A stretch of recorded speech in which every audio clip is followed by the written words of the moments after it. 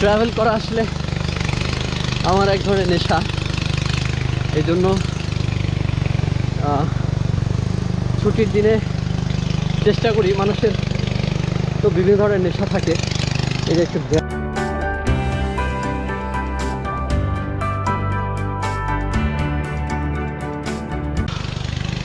আমার নেশা ট্রাভেলিং করা, নিজের দেশটাকে একটু ঘুরে দেখা।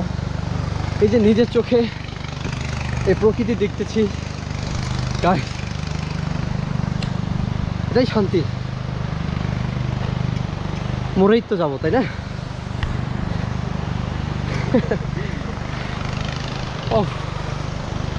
একদিন তো চলে যাব। চিন্তা করেন তো, মানে লোকেশনটা একটু ভাবেন, এত স্রোত পাথরের মধ্যে, হ্যাঁ, এখানে আপনি বসে আছেন, কোনো ক্লান্তি নাই।